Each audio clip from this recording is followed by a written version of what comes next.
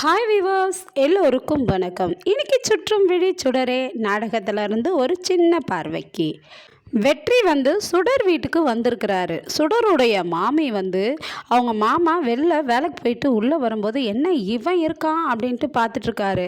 அவங்க மாமி உடனே வெளியே ஏங்க இந்த தம்பி வீட்டில் மகேஷ் வீட்டில் இருக்கிறவங்க எல்லாருமே வெளியே போயிருக்கிறாங்கங்க.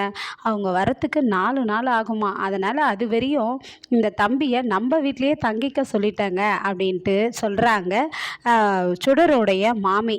அப்புறம் சரிங்க நீங்கள் இந்த தம்பிகிட்ட பேசிட்டு இருங்க, நான் காஃபி போட்டு எடுத்துகிட்டு வரேன்ட்டு உள்ளே போகிறாங்க. உள்ளே போனதும் இவன் ஏன் இங்கே தங்கனா, எதுக்கு இங்கே வந்திருக்கான் ஒன்றும் புரியலையே அப்படின்னு சொல்கிறாங்க. அதே மாதிரி எல்லாமே சமைச்சு வச்சுட்டாங்க. தம்பி வாங்க எல்லாரும் சாப்பிட்லான்னு சொல்கிறாங்க.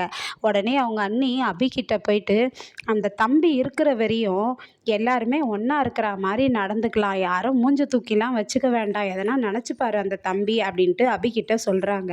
அப்போ வாங்க தம்பி சாப்பிட்லான்னும் போது அங்கே சுடரும் அபியும் உட்காந்து சாப்பிட்றாங்க. இந்த இடத்துல என்ன சுடர் நீ தனியாக உட்காந்து சாப்பிட்ற அப்படின்னு சொல்லிட்டு கேட்குறாரு.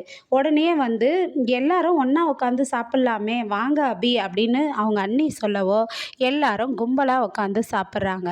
சாப்பிட்ட பிறகு தம்பி நீங்கள் போய் படுங்க தம்பி அப்படின்றாங்க. தியா தருண் உள்ள எங்கள் ரூமில் படுத்துப்பாங்க, அவங்க ரூமில் படுத்துங்கன்றாங்க. அப்போது வெற்றி என்ன நினைக்கிறாருன்னா, என் பொண்ணே கீழே படுக்கும்போது எனக்கு என்ன பாய் படுக்க பெட்டில், நானும் கீழவே படுத்துக்கலாம் அப்படின்னு சொல்லிட்டு நினைக்கிறாரு.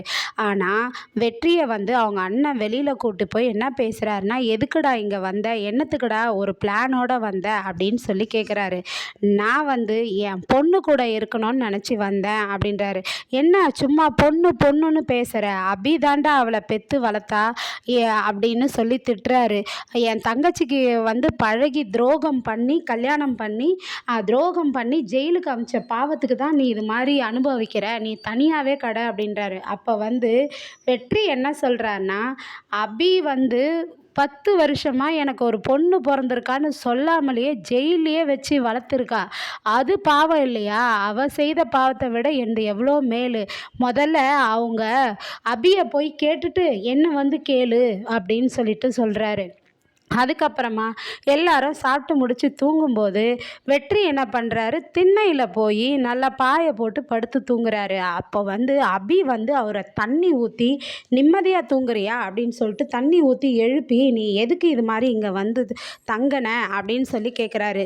ஏன் நான் என் பொண்ணு கூட இருக்கணும்னு ஆசைப்பட்டேன், அதனால் இங்கே வந்தேன் அப்படின்னு சொல்கிறாரு. நீ என்ன தான் சொன்னாலும் நான் போக மாட்டேன் என் பொண்ணை விட்டுட்டு, இது ஒரு சான்ஸ் எனக்கு, என் பொண்ணு காலை அழுத்திக்கிட்டு பாரு இருக்கேன், தேங்க்ஸ், நீ என்னை எழுப்புறதுக்கு தூக்கத்துலேருந்து, இனிமேல் நான் தூங்க மாட்டேன், விடிய என் பொண்ணு காலை அழுத்திக்கிட்டு படுத்துட்ருப்பேன்றாரு. அப்புறம் பொழுது வெடிஞ்சதும் எல்லாரும் கோயிலுக்கு கிளம்புறாங்க. அப்போ வெற்றியை கூப்பிட்றாங்க. இல்லைக்கா, நான் ஒருத்தருக்கு டாக்குமெண்ட் தரணும், அதனால் என்னால் வர முடியாதுன்றாரு. அபியும் கூப்பிடும்போது அபி நான் இன்னைக்கு கோயிலுக்கு வரக்கூடாதுன்றாங்க. அவங்க அண்ணி புரிஞ்சுக்கிட்டு நாங்கள் வரையும் போயிட்டு வரோன்னு சொல்கிறாங்க.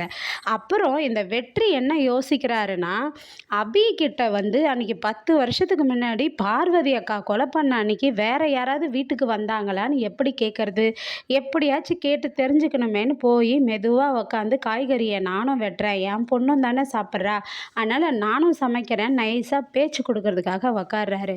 அவங்க அதெல்லாம் முடியாதுன்ட்டாங்க. ஆமாம், இது மாதிரி வாய் பேச நீ அப்போவே வாய் பேசுவ, இப்போ வக்கீலுக்கு வேற படிக்கிற, ஏடா உடமா இன்னும் நிறைய வாய் பேசுவேன் அப்படின்னு வெற்றி சொல்கிறாரு அபியை.